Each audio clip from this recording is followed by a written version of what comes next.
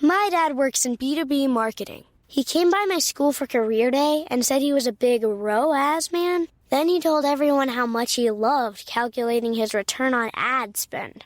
My friends still laugh at me to this day.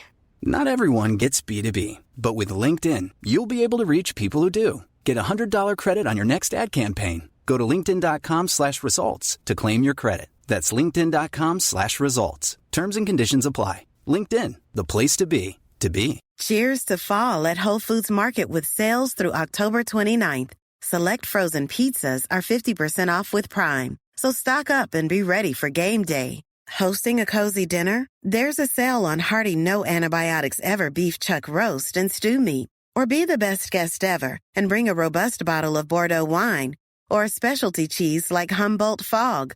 Cheers to fall at Whole Foods Market. Must be 21 or older. Please drink responsibly. Hi, this is Farnoosh Torabi, host of the Webby-winning podcast, So Money. If you're aiming for a goal, be it saving for a house, growing your family, or retiring, life makes it difficult to stay the course. But with a dedicated Merrill advisor, you get a personalized plan and a clear path forward. Having the bull at your back helps your whole financial life move with you. So when your plans change, Merrill's with you every step of the way. Go to ml.com/bullish to learn more. Merrill, a Bank of America company. What would you like the power to do? Investing involves risk. Merrill Lynch, Pierce, Fenner & Smith Incorporated, registered broker-dealer, registered investment advisor, member SIPC. Surviving Sister Wives contains adult content that may not be suitable for Latter-day Saints or sinners. Listener discretion is advised.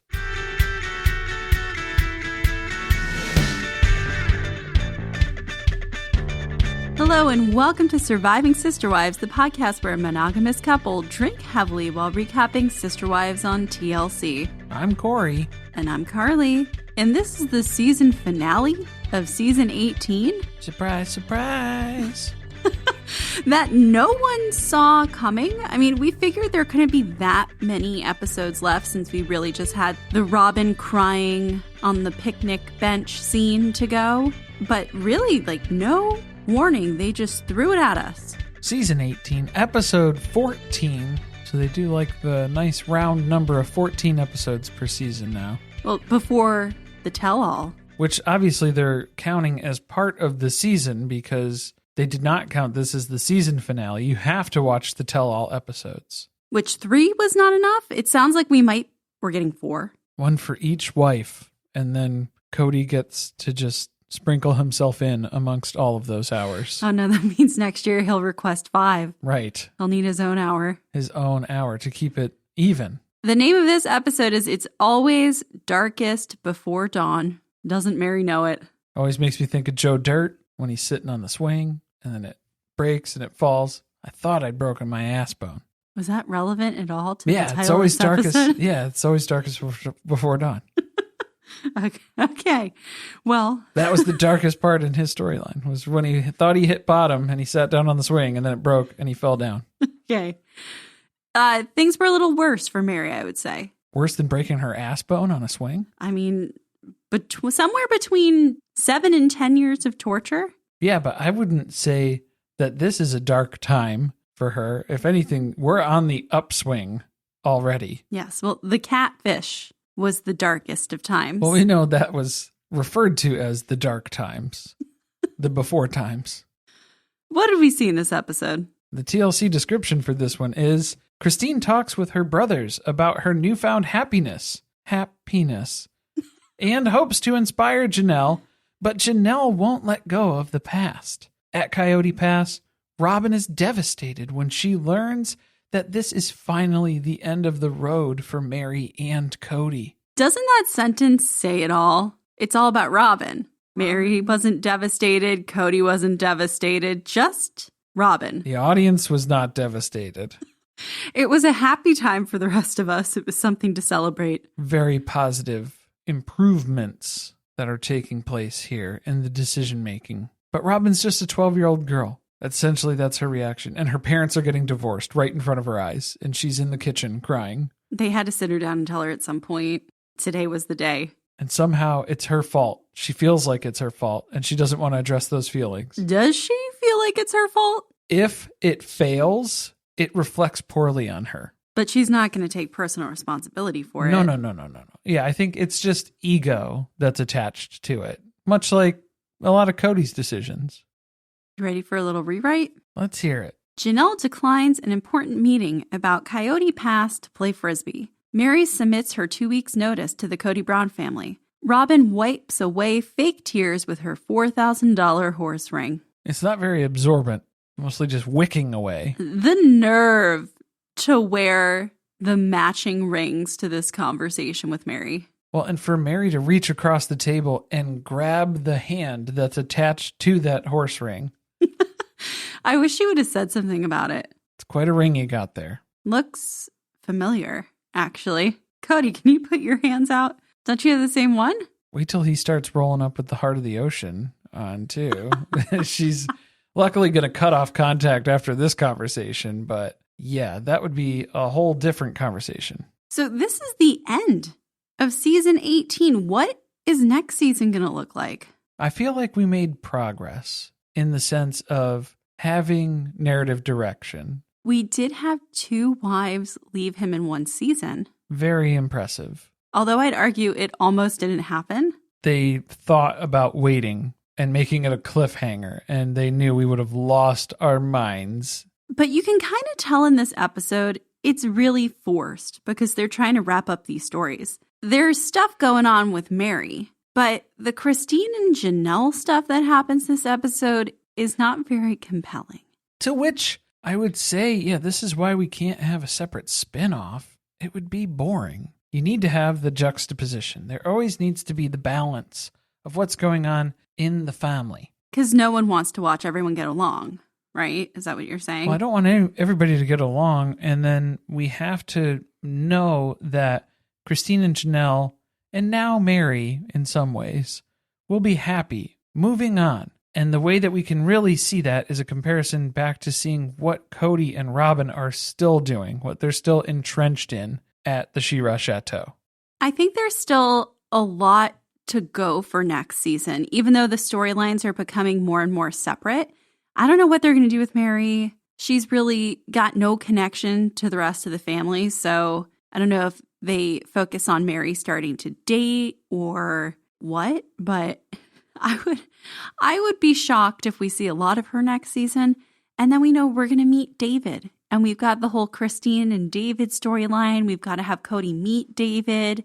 Maybe we'll get some reactions from the rest of the family. Well, they did a good job ending up where we have the family set up in specific camps. So it's Christine and Janelle, and then Robyn and Kody, and then Meri's just on her own now. So we do have it set up where we can have 3 different sort of narratives that are going around in that direction. They did a good job of defining Kody and Robyn as the villains. More so Kody as the villain and Robyn as kind of assistant to the villain. Assistant to the regional manager. In order to have drama, you need to have good guys and bad guys. You have to have people to root for, and you have to have villains that you boo and don't want good things to happen to. We have kind of established that.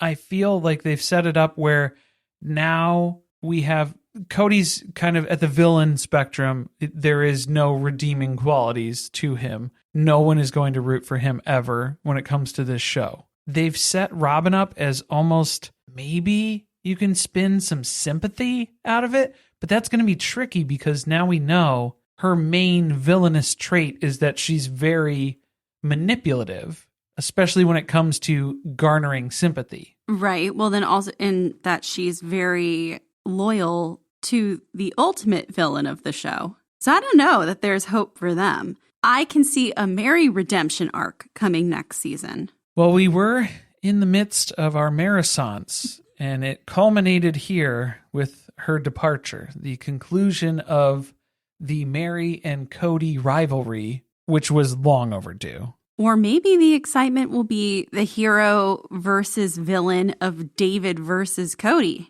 That could be a fun way to spin this. Christine was kind of paving the way for that, of showing the drastic differences of teaching truly how to ride a bike. So it could just be comparative.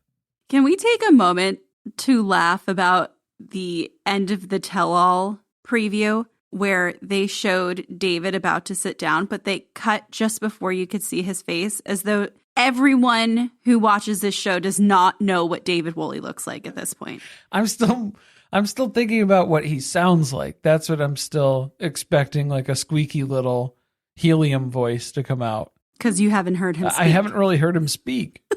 So in my mind, I'm like, I don't know what to picture for how he's going to sound. But I think it is funny. Yeah, what do we think David looks like? I wonder. Perhaps we can scroll through an entire year's worth of Instagram photos and get a pretty good idea going into this. Or maybe the full People magazine spread that they used to promote the wedding. That too. You got options, but you can't give it all away. At the end of the season for the preview for the tell-alls, no, you're not going to see David's face yet. You got to show up. If they're going to make us watch an extra hour of the tell-all, we better see them in the same room confronting one another at some point. I know that sounds like it would be fun. You need a different host, though. It can't be Suki. I don't know. I feel like she has gotten used to them and they have gotten comfortable with her, and that maybe these will evolve a little bit and get a little better. From the interview that Christine and Janelle did for, I think that was Entertainment Tonight or somebody. Somebody. And they were basically saying that they weren't going to be filming on a couch together anymore. And I think Christine meant in like confessional sense of what they used to do in earlier seasons. Done that for 4 years. And they haven't done that in a long time. But that was more so on the intimacy level of they don't need to know what I'm feeling in these moments. These heartfelt moments when I have some vulnerability. I'm not willing to share that with Kody and Robyn anymore, so not looking to do that. So I guess that might get tricky with the tell-all situation. If they had somebody who could kind of come in here and make sure that questions were being answered or holding people accountable to things that they were saying that didn't make any sense, I don't think Kody would be able to handle that, though. I think he would go very quickly into argumentative, and then he would shut down. I don't know. There has been a lot of time that has passed, and maybe he's not as angry as he initially was. Maybe he'll calm down a little bit. Maybe he won't attempt to touch Suki this time. Yeah, no grabbing or touching of anybody else on the set, please. I can only assume they've moved the chairs further apart since last season. But everyone collectively gave a lot of feedback on what they thought about the tell-all last time. So I'm hoping they absorbed it and incorporated it into this 4 hours of content that we're going to have to watch. And I hope Suki did some homework so she doesn't keep taking things that Kody says at face value. That would be really good. Suki did say that there was a lot of interview commentary and questions and discussion that was cut out on previous seasons. So maybe they learned to kind of keep some of that other stuff in a little bit more. So I guess we'll see how these next few episodes are going to shake out. I mean, if you're going to show that fight that happened between Kody and Janelle in her apartment, then I think the tell-all could get a little spicy. Shall we get into the episode? We might as well just knock Christine and Janelle out because this was not that interesting. Yeah, and it was pretty brief. I mean, the Meri, Kody, and Robyn conversation at Coyote Pass took precedent, definitely. So, yeah, let's just go through the Christine and Janelle wrap up real quick. They're still in Idaho. That's where we left them the last episode, visiting Christine's family. And they have to go on a hike because of course. Janelle is near a national park. So she's got to get out there. So they go to the City of Rocks. And Christine introduces a whole bunch of family members, which was very unnecessary. It was a reintroduction because, yeah, it's mostly her brothers again, and then a couple other people. Was she reintroducing for Kody? Because then Kody was getting shitty about how he used to be friends with these people, and now they don't talk anymore. Like, yeah, man, there's a reason why. Can you guess what it is? Same reason your kids don't want to talk to you. It's the divorce, in case anybody's still wondering. But Christine isn't really ready to talk about that stuff yet. She knows that her brothers have questions about the divorce. Maybe they'll come up today. Maybe they'll come up on the hike. Maybe later. Probably when the cameras are around, I'm sure, before we depart. This did really feel like they spent this whole trip making the case as to why Kody sucks. Because then they have a conversation about going back to school because one of Christine's relatives has recently done that. And Christine reminds everyone that Janelle did that too, apparently. When they had a bunch of little kids, she went back to school and got her college degree. While she was working full-time with a house full of kids, and Kody was only helping every third night. Right. So, of course, who do we think helped Janelle during that time? Robyn. The go-to gal. In spirit. Because this was at the house in Lehigh before Robyn joined the family. But don't tell Robyn it was before she joined the family, because then she'll get upset and feel like you're excluding her. Right. She helped. No, of course not. It was Christine, as always. It was always Christine. And that's just one example of the many reasons why they now have this close bond, which Kody is questioning. Like, why are they suddenly such good friends? It feels like they're doing it just to get back at me. Yeah, it was a very weird take because he has to mock how close and great their relationship is now, since that was built on the foundation of hating Kody. Mutual hatred of Kody is what solidified Christine and Janelle's relationship, in Kody's opinion. I don't think that's entirely accurate. Having a common enemy, yeah, sure, that can forge some bonds, but I don't think that was the basis of their relationship. I mean, it helped a little bit. It helps. It can amplify. Perhaps it's things like this where they had to rely on one another in the way that you would typically rely on your partner to help do these difficult things while raising a family. Maybe, Kody? But Cody's just dead weight, so he doesn't get it. Then we get some weird reasons on why you shouldn't go to college. Well, while we're mocking things, we might as well get into religion because we know Christine is no longer a fan. And when she was growing up, all she heard was the world's going to end. There's no point in getting an education. Why are you going to need that? The world's going to end. Just focus on getting married, having a family, and putting together a stockpile. For when the world's going to end, what is that going to do? What are kids going to do for me if the world is going to end? Why would I want to bring more people into the situation where the world is ending if we're so certain about that? Is that what we want? If the world is ending and nothing matters, you should go to college right now. Sign up for all the student loans that you want. If you're expecting this thing to go under as soon as you say it does, then everybody should be going to college. The best part of this was that the education piece of it wasn't what everyone was focused on. The important thing about this, because they ask all the family members about, having been raised in the LDS church and then also in OB and what they think about with all these food stockpiles. And Kody is still upset about the fact that they stored all of the food at Christine's house. They just always have. Remember, it was in the basement. With the basement wife.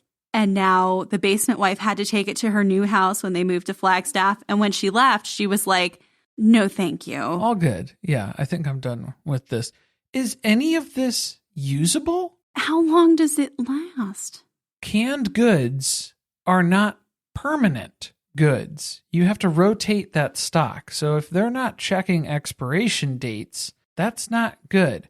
And if it's moving from humid, temperate climates and then going into a garage where there's temperature fluctuations and we're taking it from location to location, you got botulism, you got all sorts of stuff to worry about now. I wouldn't eat that shit because it sounds like it might be sitting in a storage unit on Coyote Pass at this point because Kody's upset that they're having to pay to store it because Christine left it behind. And I guess there was no room in the pantry at the Shira Chateau. I mean, for obvious reasons. It sounds like, they're paying for storage, so it's probably not on Coyote Pass. But do they still believe that they need all of this food? Because I feel like there are things you could do with it that would go to a better cause if you don't really care about having it and you don't need this much quantity. And if it is still good. I think this is all just more evidence towards the Armageddon discussion. All of this food that's going to waste, it's because the world is ending. And now we're really not prepared. It just made me laugh that I guess food is the only thing that Robyn does not want to hoard. Her house is full of everything else. All the other stuff. Yeah, you'd think that she'd be able to take some cans. in the garage too, but that's too much. But they're just really shitty about the fact that they had to take on the burden of this stockpile. I love how, okay, yeah, Christine is over it, and we know why she's over it. I love how Meri never had an interest in this at all. She's like, that's them. That's a Brown family thing, and I'm not really part of that. That's their kind of hobby to get into, and I don't have any input on this.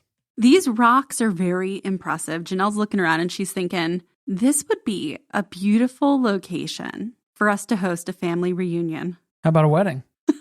This is the second time a family reunion got brought up this season, so I feel like it's going to become a storyline. How about a funeral? Can we do a funeral here sometime? Maybe something, get the family together. I mean, they're going to need to. I think that might be the only way that they collect some money in this situation. Oh, boy. You're going to need some life insurance. Although we all know Robyn's the beneficiary, so. Yeah, it's not going to get distributed equally amongst the family. No, she'll have 10 horse rings. Oh, boy. But a family reunion storyline, it's too close to a family commitment ceremony storyline for my taste. It's PTSD flashbacks to those seasons back in the cul-de-sac. You don't want them to write a new family mission statement? I do not need a whole other season of them trying to write a family mission statement. I would like to see the costumes again, though. Sort of a reimagining, if you will. This is probably never going to happen, this whole idea of a family reunion, because there's a rift between all of the kids, mainly Robyn's kids and then everyone else's kids. And it might be too large of a rift at this point. Janelle is worried that her kids are never going to see Dayton ever again. And that's very upsetting to them. The other two, meh. Well, 4. Well, a couple few. I tend to not count the little ones. The tendies? Yeah, the older kids, they don't even remember their names. And baby Annabelle? Baby Annabelle Brown, never forget. We haven't seen her. Nobody has. Maybe she'll be revealed next season. Do you think it is a rift, though, or does this just play back into Kody's expectations of loyalty? And that if they were then to have any form of relationship with the siblings that Kody also happens to have a problem with, that would be an issue, that he would be betrayed by them. They know to keep their distance. They've learned that lesson. Yes, I think that's been abundantly clear in that house. But that's enough hiking for one day. Christine's going to holster her plexus, and then they're going to head back to the house, back to civilization here. I couldn't believe that she brought that with her. Those stupid, skinny tubes that they put this stuff in. Right away you spot it and you're like, oh, God, here we go. The holster, though, that was a whole nother level. I wasn't ready for that. It looked like it was built into the pants. Yeah, we're serious about staying hydrated. Although they didn't really hike. They kind of just stayed in one spot and talked. They just kind of perused around. In front of a rock. We stood in front of a rock. Near some rocks. We were rock adjacent and walked around. But now we're in a backyard and we're playing what Christine describes as ultimate frisbee, which it is not ultimate frisbee, I will have you know. I'm going to take your word for it, but I feel like we need Tony and McKelty to confirm this for us, because didn't they meet and fall in love over a game of ultimate frisbee? So now I'm trying to remember, because now there's a lot of frisbee sports that we can go down the list for. Okay, ultimate frisbee is more of like a football, American football / rugby sort of setup, where you're trying to get from one end of a field to another end of the field. Okay, that was not what they were doing. That was not what they were doing. Making that abundantly clear. It was not a game of ultimate frisbee, because that's how you play ultimate. Then there's frolf. There's frisbee golf, where you're... If you could see my face right now. Where you have different frisbees for different sorts of... it's like clubs when you're playing golf. So there's like... They're different long size. Distance, yeah, and different weights and materials, because then there's like long distance drivers that you open with. And the goal is that you're trying to get from your starting point to the chains. There's like a basket at the end of the hole. So that's your... Did you research this in advance, or you just know this? This is all common frisbee knowledge. Now get ready, because we're going to talk seriously in depth about Can Jam, because that is what the game is that they are playing in this backyard. This is the backyard game. So to be clear, what I understood from it was they're throwing a frisbee and attempting to get it into a can that has a small slit in it. Slot? So there's the can. Yeah. And there's the hole at the top of the can that you can get it into for points. Oh, I thought it was covered like a trash can. No. So there is the ability to get it into the top of the can.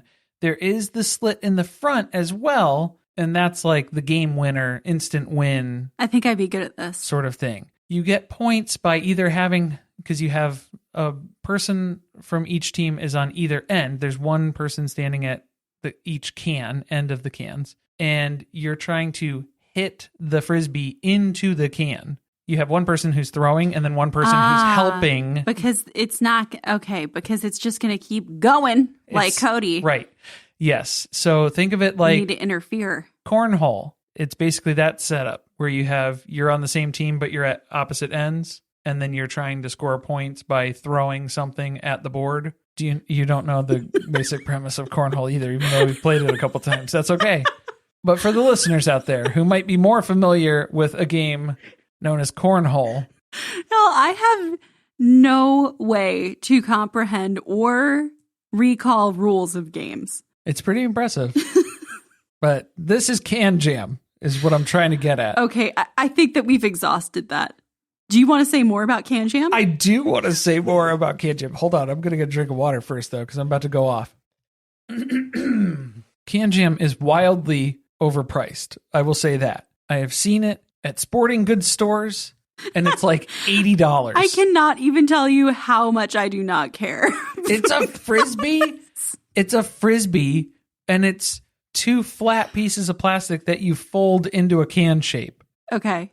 And it's like $80. And I've never been able to justify that purchase in my life. Are you criticizing Christine's brothers for having purchased Can Jam? No, I'm just saying from my standpoint, I need a more economically priced version of Can Jam so then I can get into the sport. Great. That's what I would like. I can't wait until we start receiving emails with Black Friday deals for Can Jam. Well, the more we talk about it, it's bound to happen. But I'm not paying $80 for it. The most important thing is that Christine and Janelle aren't good at it. They're probably about as good as me and Carly at Can Jam. I've never played it. Right. Neither have they. And the whole point of this is it's loosening everyone up for a conversation about the divorce or the divorces. We'll see how much Janelle wants to divulge. Yeah, Janelle's not really ready to commit to divorce yet. She's working on it, though. So Christine's brother, Levi, which is the one who has like a quarter of Peyton's DNA in his face. It's a weird way to say that, but yeah.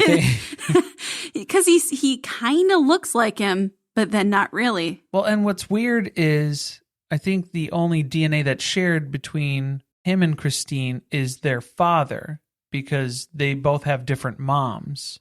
Mm-hmm. So that's the male genealogy on Christine's side of the family. That's what they come out looking like.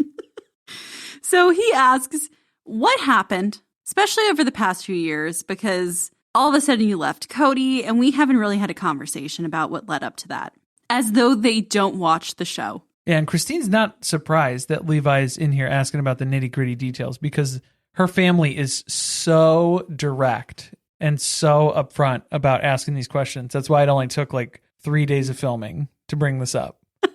Super direct. Do you remember the one time that Christine attempted to be direct with someone in the family? When she sat Meri down in the library and berated her for a little while. And told her she would not have invited her to the birth anyway. Was it if it was her birth, or just she wouldn't have extended an invitation to Maddie's birth? I can't recall, but it was brutal. Basically about how you're miserable, you're misery incarnate, and you suck the enjoyment out of any room. So I don't want to be in any room with you. Yeah, that didn't go over very well. There's a lot of inside thoughts that Christine just threw out there and thought that she needed to share. And then she felt better at the end of that conversation. Meri did not feel better at the end of that conversation. So we'll see how she's feeling at the end of this conversation. According to her, Kody told her he wasn't attracted to her, which we know our freaky bitch didn't like,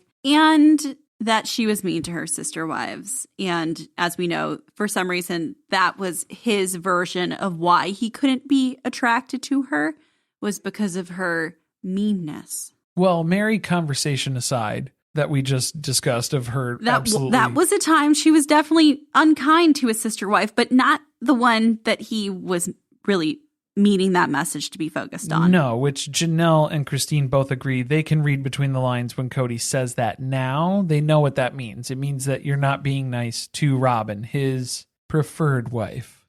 I laughed out loud when her brother called bullshit on Kody never being attracted to her ever. No chemistry? I mean, you have 6 children. Well, and they know Kody. Like, they met the dude. They've seen them interact over the years. When they were first together and building the family and all of these years, the 30 years that they've spent together. The one part of this conversation that was a bombshell for me was when Christine mentioned the situation with the house in Flagstaff. The refinance. Because, well, it wasn't a refinance, but he took his name off of their house. It wasn't Christine talking Kody into taking his name off of it. He was refinancing Robyn's house. Okay. And so he wanted to take his name off of Christine's house so he could help Robyn with her house, which is a complete slap in the face for Christine, who has only had this one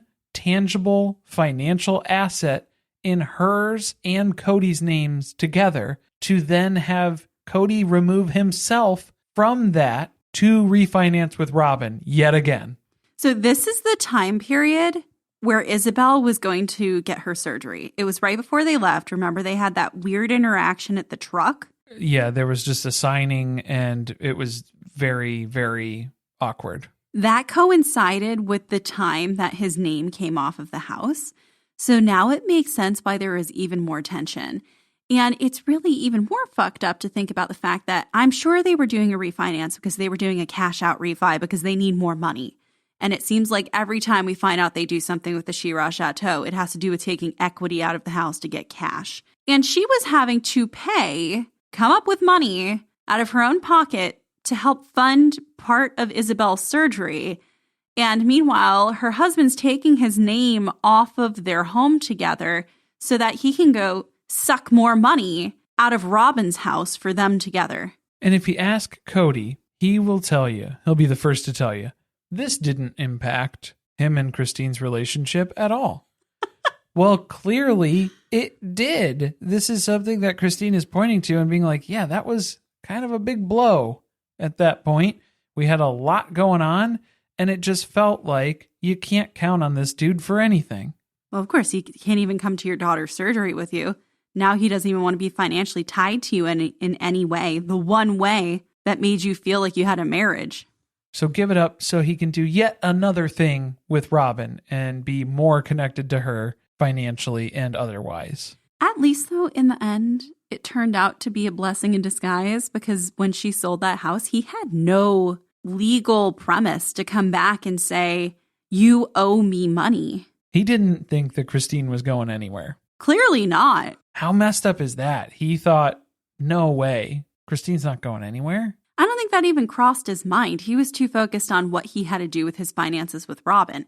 Because remember he said at some point in the season that for now on, that's it. I'm only doing financial things with Robyn. I don't want to be connected to anything that has to do with any of the rest of you. That was definitely part of that. So that is the main benefit here. It is an easier split. It's a clean break. Christine's house is the house. That's her money that comes from the house. She gave the property back to Kody. That was their even swap. And honestly, that is the deal of a lifetime. Christine has come out so far ahead on that deal because she basically just waived Kody's unlimited profit potential in front of him and said, well, you could cash me out. I'll just sign over that piece of it, which also could be a piece of land that means and is worth absolutely nothing at the end of the year if you don't pay it off. But he's not thinking about that, of course. He's thinking about the upside only on this. Right. She left with a real $500,000. A check in her pocket. And he got 2 acres of land that they don't even own. So she got him. I think she got him pretty good on that one. And that just made it so much easier. Janelle is like, man, I wish I had my name on one of these parcels. Because she kind of does, but it's all tied up with everybody else's names. Kody's name is on every single piece of land. She doesn't want to give up her lot, though. She wants to keep it. That's the problem. Well, yeah, now it's all intertwined with all these other jamokes out on the land. It's not like they have the money to pay her out for her lot anyway, I'm sure. But she's kind of stuck now financially. And then also she keeps reminding us that she's still very much committed to her faith. So this is a situation where she's having to reconcile the situation she's in with what she believes in. So we don't get any solid answer from her at the end of this season about what's going on. We just know she has no interest in reconciling with Kody. She doesn't necessarily consider herself divorced because she's not sure how to approach that from a faith perspective. And she doesn't have any money to leave with. She's not dating. She's not moving on. But life is too short and you can't be miserable the whole time. But she's still spiritually married, but she's not sure. I don't know. It's very back and forth with Janelle right now, which we don't usually get from her. No, that's a great lead into Meri, though. Yeah, speaking of. My dad works in B2B marketing. He came by my school for career day and said he was a big ROAS man. Then he told everyone how much he loved calculating his return on ad spend. My friends still laugh at me to this day. Not everyone gets B2B, but with LinkedIn, you'll be able to reach people who do. Get a $100 credit on your next ad campaign. Go to linkedin.com/results to claim your credit. That's linkedin.com/results. Terms and conditions apply. LinkedIn, the place to be, to be. Ryan Reynolds here from Mint Mobile. With the price of just about everything going up during inflation, we thought we'd bring our prices down. So to help us, we brought in a reverse auctioneer, which is apparently a thing. Mint Mobile Unlimited Premium Wireless. How to get 30, 30, bit to get 30, bit to get 20, 20, 20, bit to get 20, 20, bit to get 15, 15, 15, 15, just $15 a month? Sold! Give it a try at mintmobile.com/switch. $45 upfront payment equivalent to $15 per month. New customers on first 3-month plan only. Taxes and fees extra. Speed slower above 40 gigabytes. See detail. Hi, this is Farnoosh Torabi, host of the Webby-winning podcast, So Money. If you're aiming for a goal, be it saving for a house, growing your family, or retiring, life makes it difficult to stay the course. But with a dedicated Merrill advisor, you get a personalized plan and a clear path forward. Having the bull at your back helps your whole financial life move with you. So when your plans change, Merrill's with you every step of the way. Go to ml.com/bullish to learn more. Merrill, a Bank of America company. What would you like the power to do? Investing involves risk. Merrill Lynch, Pierce, Fenner & Smith Incorporated, registered broker-dealer, registered investment advisor, member SIPC. Need new glasses or want a fresh new style? Warby Parker has you covered. Glasses start at just $95, including anti-reflective, scratch-resistant prescription lenses that block 100% of UV rays. Every frame's designed in-house with a huge selection of styles for every face shape. And with Warby Parker's free home try-on program, you can order 5 pairs to try at home for free. Shipping is free both ways, too. Go to warbyparker.com/covered to try 5 pairs of frames at home for free. warbyparker.com/covered. Cue the fireplace and your favorite fall movie. There's nothing better than a cozy evening at home with a glass of First Leaf wine. First Leaf is a personalized wine club that delivers right to your door. Sounds magical, right?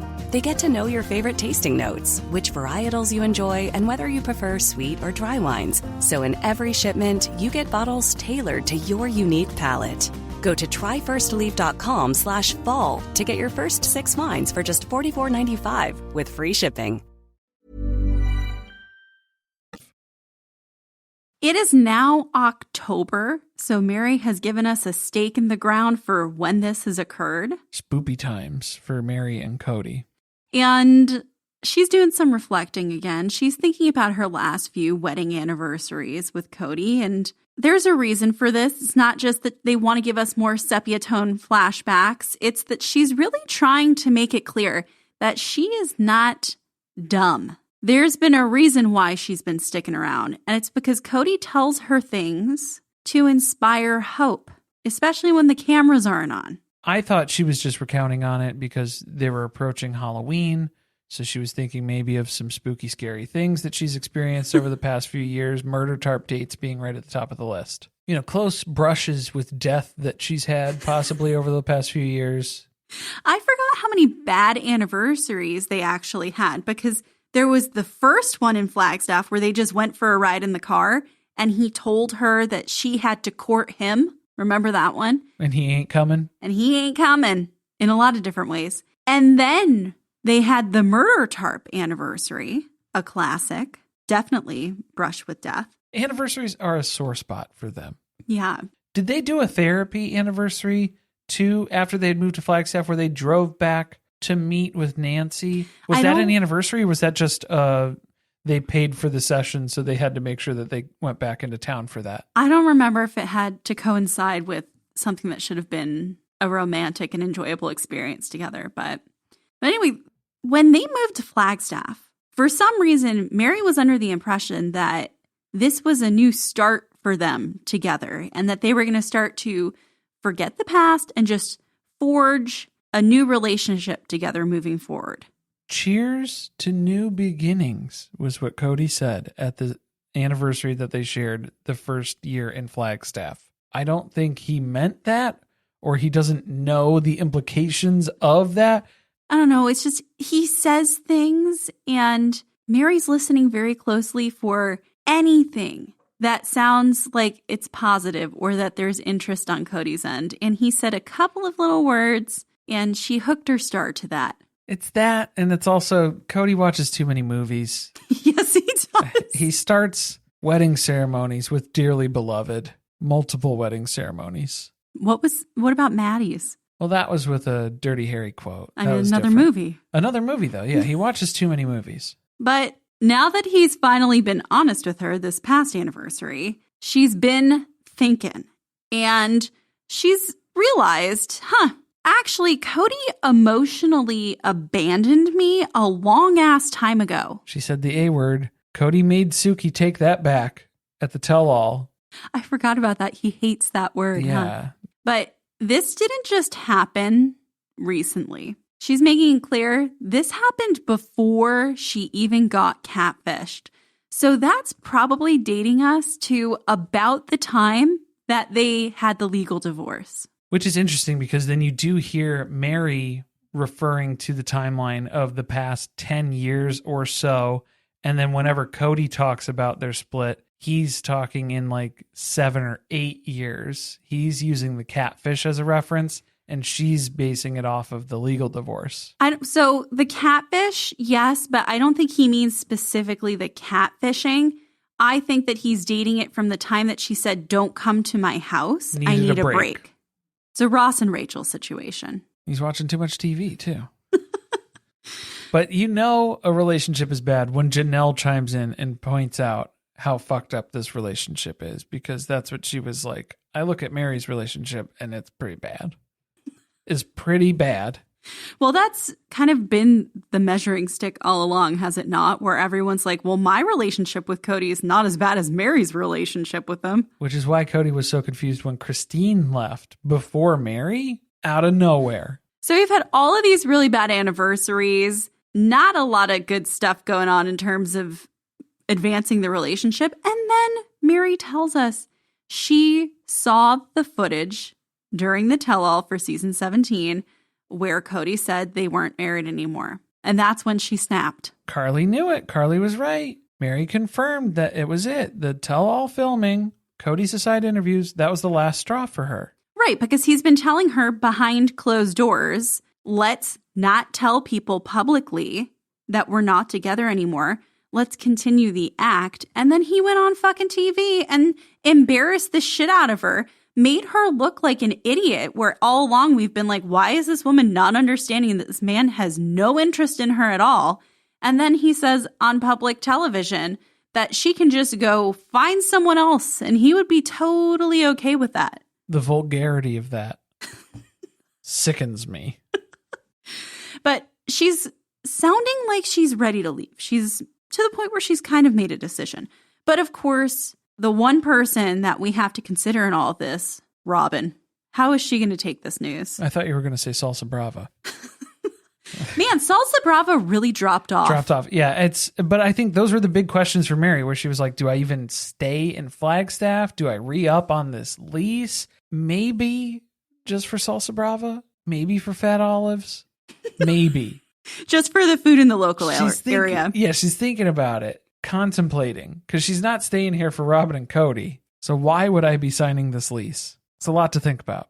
What do you think about Christine? I did enjoy her pointing out that it's equally gross that Kody has strung Meri along all this time, but also Robyn, who has participated in that as well, in getting Meri to stick around. If not more so, because as we've seen in more recent seasons, Robyn is delusional when it comes to Meri and Kody's relationship, where she only hears what she wants to hear when she talks to them individually, and none of them talk all together about it. So that's what we're going to see here, is an actual conversation with all three of them happening simultaneously, and a lot of the discrepancies become very apparent.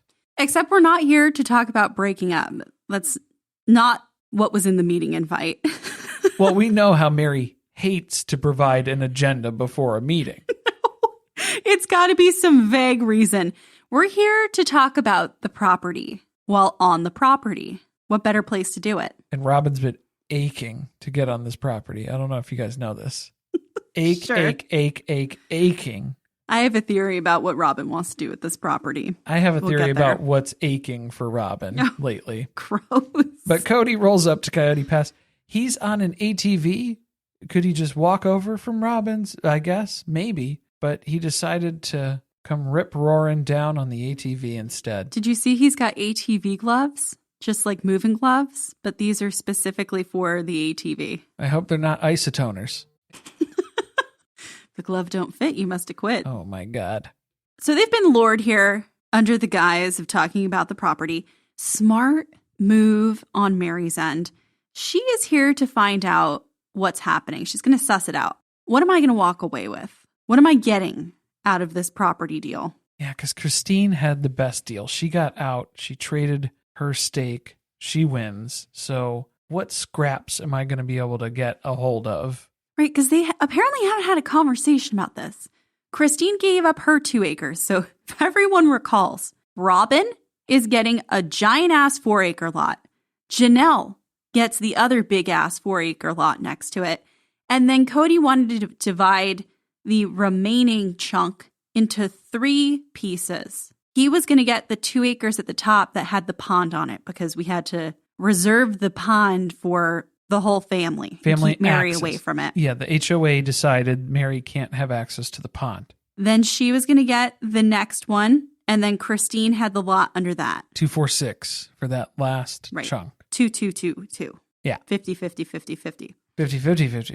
So Meri's probably thinking, as any reasonable person would, if the other 2 wives have 4 acres each, and I only had 2 acres to start with, and Christine has given up her 2 acres, and her lot is directly below mine, I'm assuming you're just going to expand my lot, and I will also have 4 acres? Okay, here's where she has made a big stink about that lot. She didn't want to be near the road. She didn't want to have this. She didn't want to have that. So there's been a lot of established criticisms of Christine's lot from Meri. That is not at all what Kody's taking into account here.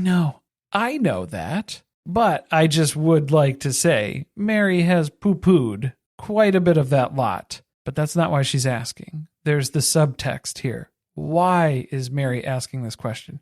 She's asking, am I an equal wife? Am I an equal participant in this family? Do you view me as such, Kody? Well, also, I sure as fuck put in an equal amount of money to purchase this land, so why am I getting the shaft and getting 2 acres? The big issue here is we find out Kody is going to take the lot from Christine. So that means that he himself is going to get 4 acres of land, and Meri is still going to get 2. Because then Kody's getting frustrated that Meri keeps referring to it as Kody and Robyn are getting 8. Right, because she's counting them together. She's counting them together, and then Janelle, because technically, well, Kody would be getting 12 then, wouldn't he? Because he's got Janelle's 4 as well. So, I mean, a lot of it is in Kody's name. Why was Janelle not part of this conversation? Oh, she doesn't care. Yeah, she doesn't care. As long as she gets her grow up, that's the only thing that matters at this point. Okay, I do love that Robyn does not yet know that there's going to be a very large fence put up around the border of Janelle's lot and that there's going to be a grow operation on the other side of it. Oh, you're going to smell it. It's going to be very apparent. What's comical for me to think about is Meri sandwiched between these two Kody lots. That's what made no sense to me either. That's the funniest part of the whole bit. Also, if I were her, because we know she is passive aggressive, first of all, there would be no way I would allow him to trespass on my property, to move from one lot to the next, to traverse through my lot to get to the other side. He would just go sneaking through the woods, you think, to get to... You're going to have to go the long way around. Oh, boy. She's going to set up cameras. She's going to be like, Kody, you were sneaking through the woods again. I can see you. Stop doing that. So she's asking questions, which I did appreciate. She's confronting them. Why is it that I'm only getting 2 acres? Because that does not make a whole lot of mathematical sense to me. The math ain't mathing here. And if it's 14 acres for this family, why can't we split it evenly then? To which, I'm sure this is why Janelle's not part of this conversation, we can't split it at all until it's paid off. So don't call me until this thing's paid off. First of all, this whole thing is stupid. This whole conversation is stupid. Because what they should be talking about is the real way the lots are currently split up, which is the way they purchased them. Because they have not filed the paperwork to divide the lots in the way that they are discussing because they have not paid off the land. And what they really need to be talking about is how they bought a cistern that was far too small for the amount of people that are going to be living on this land. I think that's irrelevant at this point, is it not? Everything's irrelevant in this entire conversation. Yet here we are. So we have to analyze not only the surface level bullshit that they're talking about back and forth, but what's underneath that? What is the question within the question? What are these other subtext elements that we're trying to explore here? So let's start with Robyn trying to defend her lot in the fact that she gets 4 acres, which is because this is her estate. Eventually, she's going to pass it down to her children. That's why she needs a lot all of her own. Plus, you know, with the way things have been going, maybe eventually, what if Kody and I aren't married in the future? I need something that's just mine. Even though Kody's name is also on the lot, so I don't really know what she's talking about. Yeah, making bad jokes about what if her and Kody get divorced, and I don't think Kody was ready to have that level of humor set in at this picnic table conversation with Meri and Robyn on the land. And it clearly pissed Meri off because she made a passive-aggressive joke about how she didn't think that she would be sitting here in this position after she had been married for 10 years. Yeah, maybe 10 to 12 years in, I thought, we were pretty solid too. So, don't count your chickens before they hatch. But that's what I think Robyn's actual plan for this property is. I don't think they're going to leave the She-Ra Chateau. I think Kody and Robyn are going to stay there. I think they're going to end up building homes for her children on Coyote Pass. So that she can just see them from her backyard. That's as far as they're allowed to go. That's, as far away from the nest that you can get, baby bird. Because when has this argument ever worked? Kody and Robyn both jump immediately to the reasoning of, oh, Meri doesn't need as much land, as much of a homestead here, because she has one child. And it's like, yeah, because that worked out in Vegas when we were building houses, right? She didn't need an extra room or a wet bar. We really saved on those.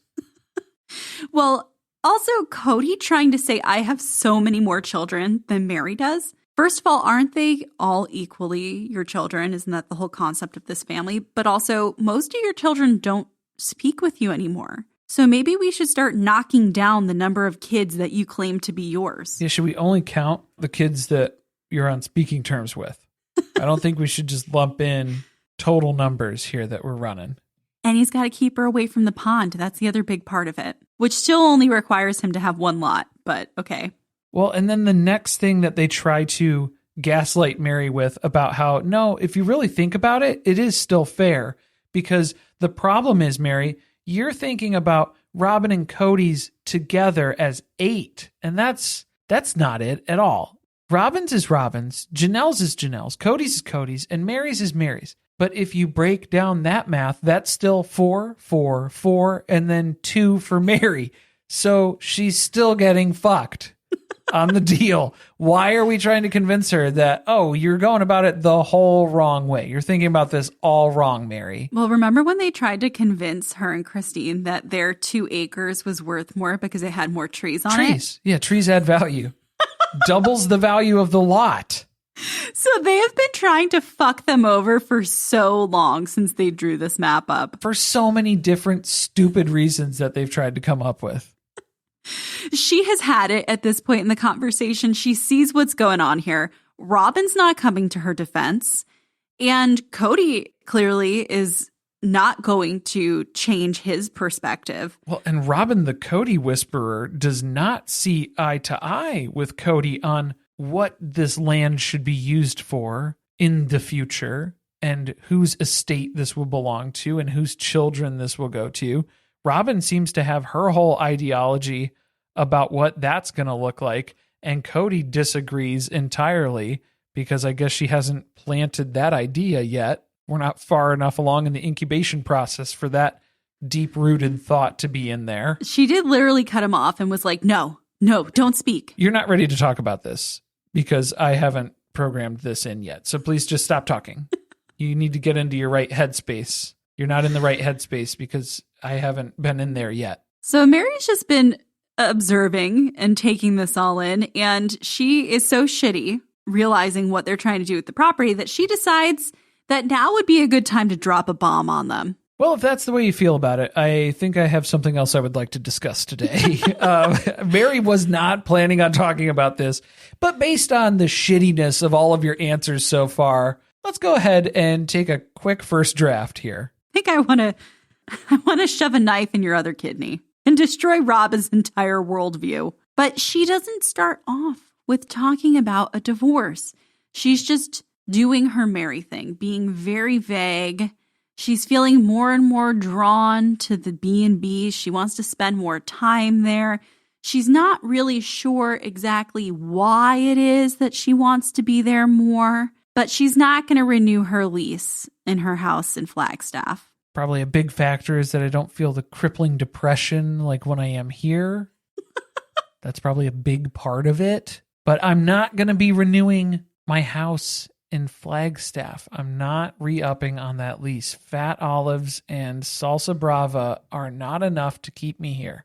All it takes was Meri sharing that, and Robyn goes straight to a fucking 9. She's out of here. She knows. She knows what this is leading to. This is exactly what she was worried about when Meri was talking about moving the business up to Utah. It's all coming together. It was good to see Meri finally stick to her guns on this, though, about seeing Robyn's reactions. She was freaking out, as you expect. Well, Robyn can't regulate her own emotions. Correct, especially in this circumstance. And Meri's like, look, that's her feelings about it. I know what my feelings are. Everybody else's feelings on this topic are completely irrelevant. This is Meri's decision. I feel like somebody has grown in therapy. It's good. It's good to take those steps.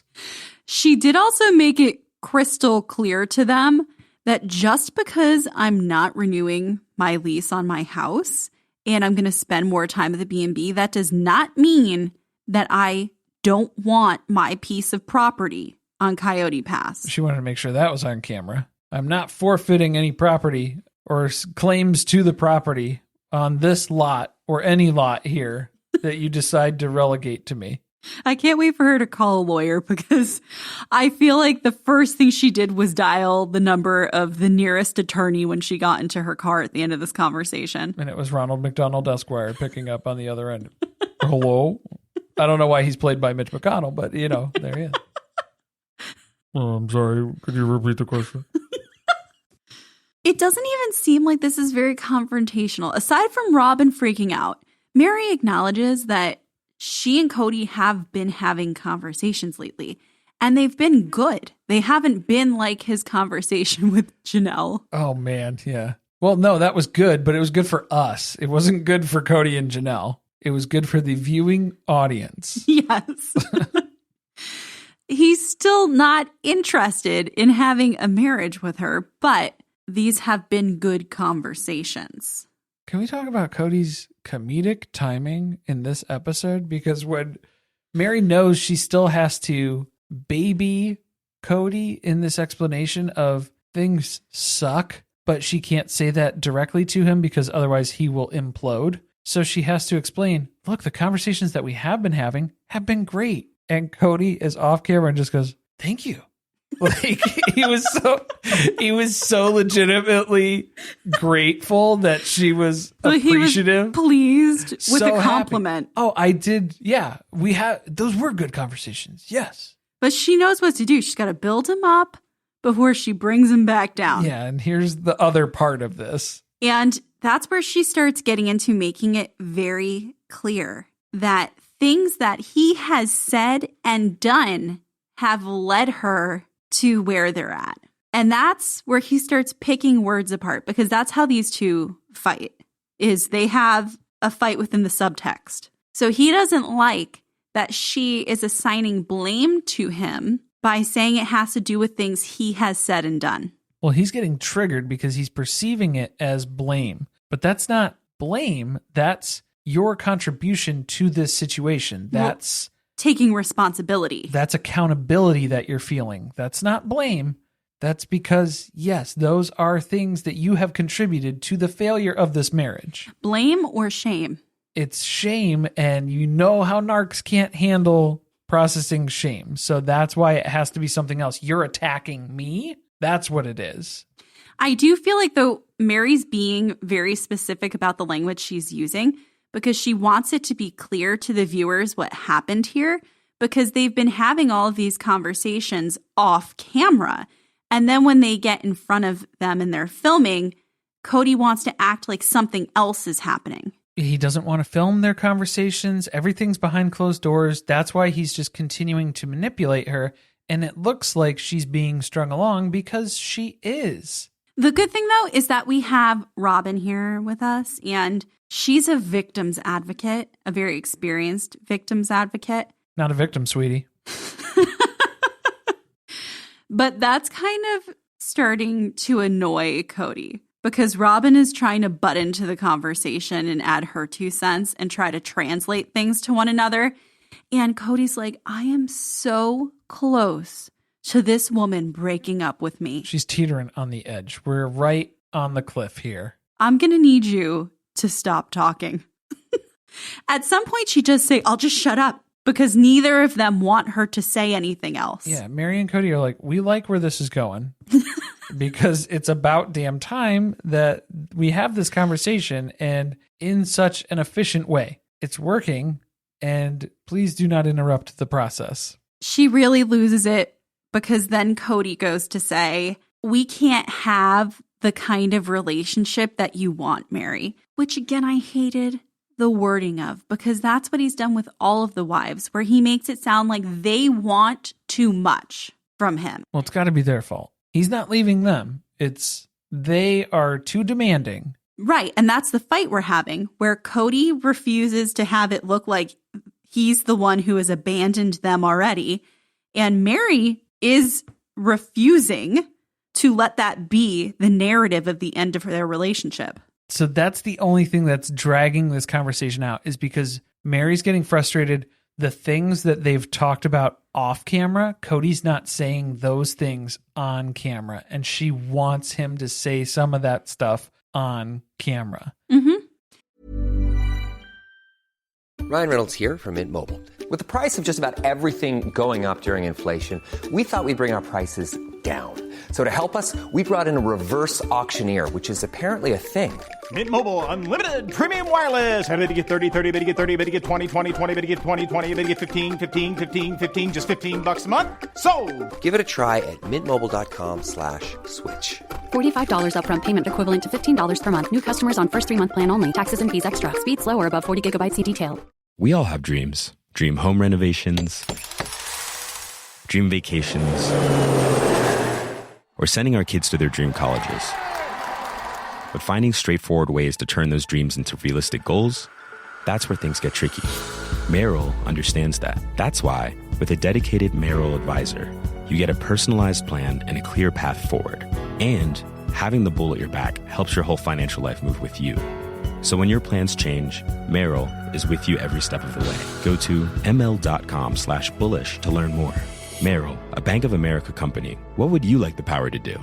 Investing involves risk. Merrill Lynch, Pierce, Fenner & Smith Incorporated, registered broker-dealer, registered investment advisor, member SIPC. Hey there. Looking to level up your shopping experience? Let me introduce you to Amazon Live. If you haven't heard, it's a shoppable video experience where influencers and creators showcase the latest must-haves all while you shop in real time. And for those who love some celeb gossip, reality stars like Kyle Richards, Lala Kent, and friend of the pod, Paige DeSorbo. On her new show, In Bed with Paige DeSorbo, Paige invites top-tier guests to cozy up in her fluffy bed where they spill secrets, share nighttime routines, and even whip up midnight snacks. Stream and shop new episodes of her series In Bed with Paige DeSorbo every Tuesday at 7 p.m. ET by going to amazon.com/live/Paige_DeSorbo. Or you can watch Amazon Live's new live TV channel on Freevee or Prime Video under the DIY section and shop along on your phone.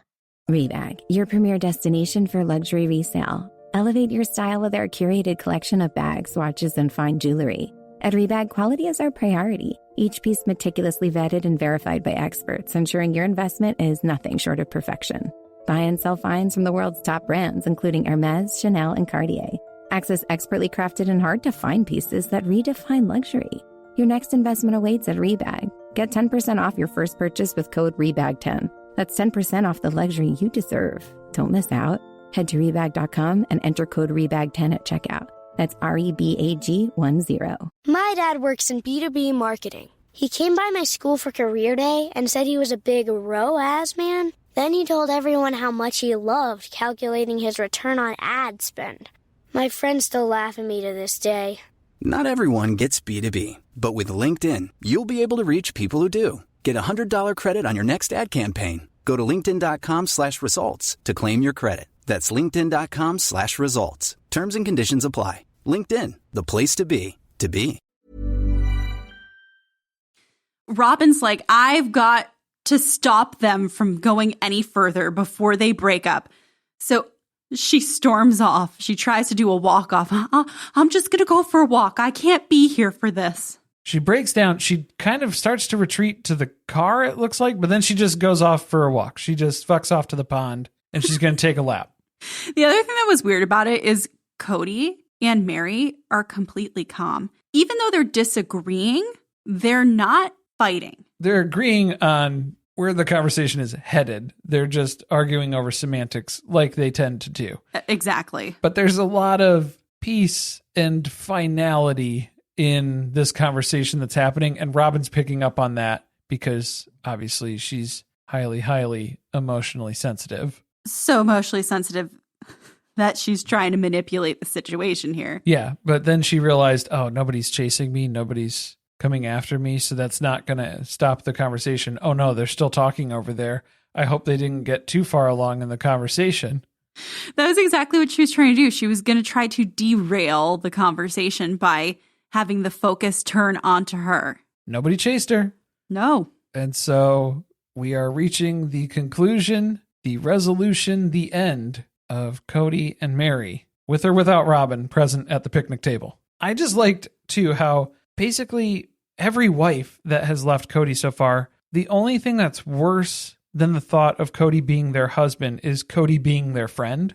Like, nobody seems to have any interest in that. So whenever he goes to that mode of, well, we just can't have a romantic relationship. That's not something I'm willing to offer you.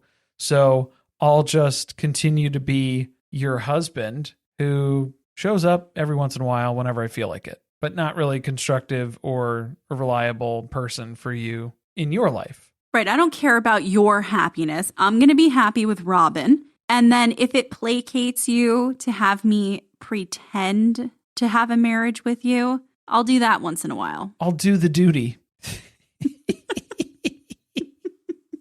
He'll do the duty. Robyn was gone for like 5 minutes, not even, and she's just too anxious to find out what's been going on since nobody chased after her. So she returns to the picnic table. Sorry, I left. Sorry. Why are you apologizing? You left. Nobody said you gotta get out of here. What are you apologizing for? They didn't even have enough time to cover any serious topics or make much ground. But by the time she gets back, Meri's basically like, look, you missed it all. We broke up. Well, what I hope happened was as soon as Robyn got far enough away, Meri whispered to Kody and was like, all right, look, when she comes back, we just need to tell her that it already happened. We came to terms. We agreed on this. No, even better. That's what they talked about a week ago at that great conversation when Kody came over. Thank you. Thank you so much. Glad you enjoyed. Thank you for conversing with Kody Brown. Be sure to leave a 5-star review and I'll leave you a cameo. I'm still going to charge you $100. It's still going to be no family discounts. It charges on the way out. I can't stop it.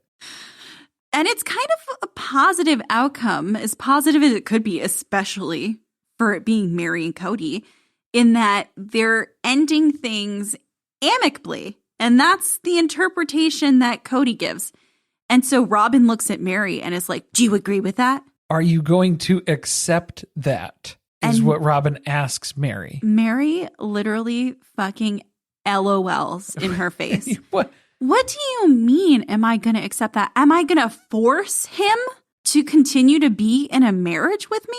He does not want to be an active participant in a marriage together. The only one who wants this to work at this table is Robyn. Robyn is the only one who's still invested in any relationship between Meri and Kody. Kody and Meri are both done playing pretend. We are not going to be doing that any further. But Kody says he could. He could continue to act. He doesn't care. He's very good at the act. Well, duty and acts. He's very good with performances. Except he hasn't been doing a very good job for the past 10 years because it's been apparent to everyone that he and Meri no longer have a relationship. Could have fooled me. Yeah, that you were Meryl Streep at the She-Ra Chateau. Meri has to remind Robyn that Kody doesn't even consider himself married to her anymore. I don't know if you were also at the Tell-All Girl, but they showed an important piece of footage. Well, they didn't show Robyn that piece of footage because it didn't pertain to her. But maybe they should have, so then she would have been aware of this narrative that was building here. But Robyn disagrees. Go on dates. It's because, well, no, she just disagrees that Kody doesn't feel married to Meri anymore. Even though it literally came out of his mouth. And it's how Kody feels. So if you disagree with it, that's great. Doesn't change the fact that that's how Kody feels. The part of this conversation that if you did not think Robyn was a shitty person before just confirms it completely for you is Kody cannot take it anymore. So he looks at Robyn and says, this is part of our covenant. When we got married, you had me promise you that if I was to not be in love with you anymore, I would not do this to you. But then she's been asking him to do this exact thing to Meri. For years now at this point. Just keep dragging it on and don't stop now. Please don't stop now because I don't know what to do if you guys stop pretending. And not just Meri, but all of the other wives, especially Christine with all the shit she had to talk about Christine leaving the family. When she knew that her covenant with Kody included this clause that if he was to fall out of love with her, that they would basically walk away, that he wouldn't torture her like this. So this is another great part in the conversation where Meri is saying something, but I think she's meaning something else. But then Kody and Robyn at the table don't get it because Meri's basically saying it doesn't matter because we're stopping the act. We're going our separate ways. It's not going to change anything between us, between you and me, between Kody and me, Robyn and me, or all three of us combined. It's not going to change anything. And Robyn is looking at her for assurance of, you promise? Because she thinks it's a reassurance. That they have a good relationship that won't change. Nothing. Yeah, this is still going to be what this is. And Meri's point is like, we don't fucking have a relationship. Right. So saying that we don't have a relationship doesn't change anything. There's nothing lost. There's nothing that's going away because it doesn't exist already. But just whoosh, right over her head. Robyn didn't get that one. We have another comedic exchange at this point in the conversation because Robyn just looks at her. And this is as they're holding hands and the camera has gotten a close-up of the horse ring. Well, because it's getting very serious now because we're really encouraging Robyn. It's time to let go. Let the dream die. And Robyn says, this isn't what I want. And Meri has to reassure her, it's not what I want either, Robyn. It's not what I want. And then there's like a good 6 seconds of silence. And Kody's not even in frame. And then you just hear, it isn't what I wanted either. It's not what I wanted either. It's like, dude, nobody cares. Like he felt the pressure to say it just because they had said it to one another. Well, no, he's losing airtime because, now we're zooming in on a heartfelt moment between Meri and Robyn with working through this painful process. And then Kody has to butt in yet again.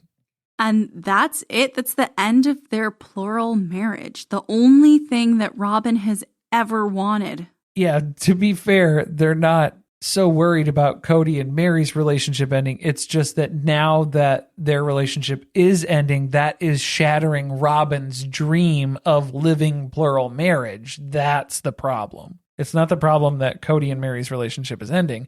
It's that Robyn's dream is dying.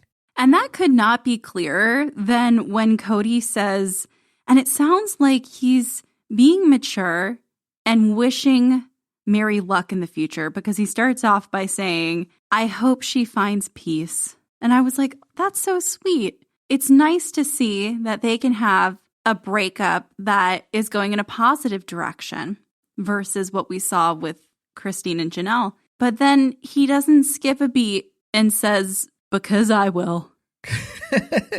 I hope she finds peace because I will. Yeah, because now Robyn can leave me alone about this. It's over. It's done. It's because he despises Meri. He has been waiting for this moment for years, decades. He's probably starting to resent Robyn for trying to force these pieces together for so long now where it's turning him against her at this point. And he's like, please just stop.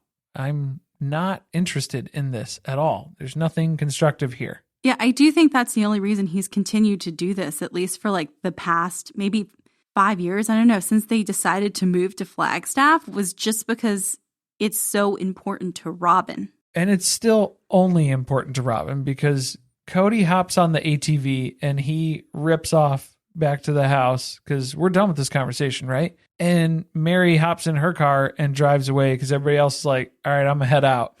And Robyn is just sitting alone at the picnic table, crying until the sun goes down, basically.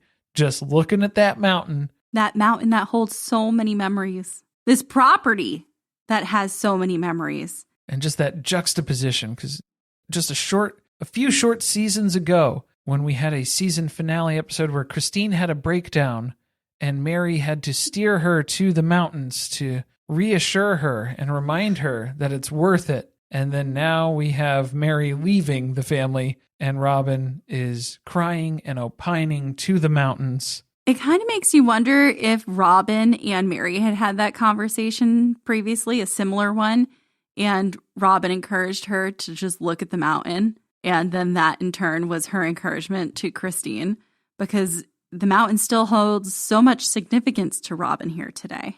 And then we got quite a few lines from Robyn, because then we have the fact that she's just going to continue to spend time on her knees, if you know what I'm saying, looking for peace and answers because she has no other choice. So not much is going to change for her. A lot more time on our knees. As we've established multiple times. But no, then remember when everybody chose to be out on the property, we get an entire monologue from Robyn. I wanted to sit on the porch with my sister wives here on this property with our kids and our grandkids and Kody running around like he does and look at that mountain together and be a family. I don't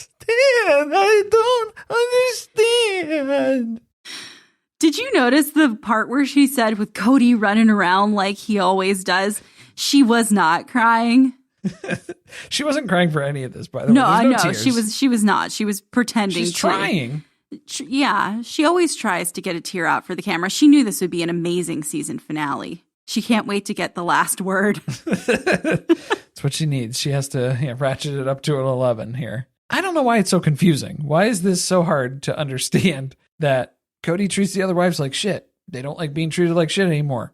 That's not going to work. So people start leaving. She's pretending to not understand. It's just oblivious. It's an act. Yeah. And that is the end of season 18. Well, at least of the episodes in season 18. And then, as you know, we've got what sounds like 4 hours worth of tell-all footage to watch over the coming weeks. So we're going to be getting on our knees, spending some time looking for peace and answers in that.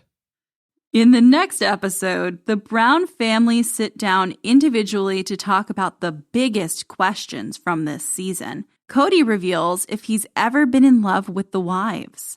Christine discusses Kody being jealous of her relationship with Janelle. And Janelle opens up about her physical relationship with Kody.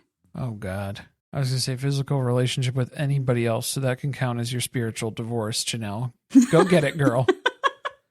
We're going to have to talk about the abs and pecs again. Oh, no. Yeah, somebody shared a screenshot from the Prairie Dog Plague Pond diving incident where they had to blur Kody's junk, and he was flexing those 6-pack abs. And that screenshot was haunting, let me tell you. I hope they do a picture-in-picture with it when they ask her about her attraction to his body and body alone. Yeah, we needed a warning, a trigger warning in there. I wasn't ready for it. I'm glad I wasn't eating. I am actually excited for the first episode of The Tell-All. That's kind of weird. I guess we'll see if that dwindles over time, but we're going to meet David. That means we're going to advance the story a little bit. We're going to hopefully see them get catty with one another. We saw Robyn directly address Christine. I'm just being dramatic. Christine. Man. That was like the same sort of reaction that it evoked for me of like when Kody pointed at the camera during the Janelle fight and told her to tell the world. Like it felt like I was personally called out in that moment too, and it made me uncomfortable. So a lot to look forward to. We'll all get through these 4 hours together. I hope so. Thank you for listening. If you want to support us, the best way to do that is by subscribing to the podcast and leaving a review on Apple Podcasts or Spotify. Be sure to chat with us about the episode on our Discord channel by joining our Patreon, patreon.com/survivingpod. Stay tuned, share with friends. See you next week.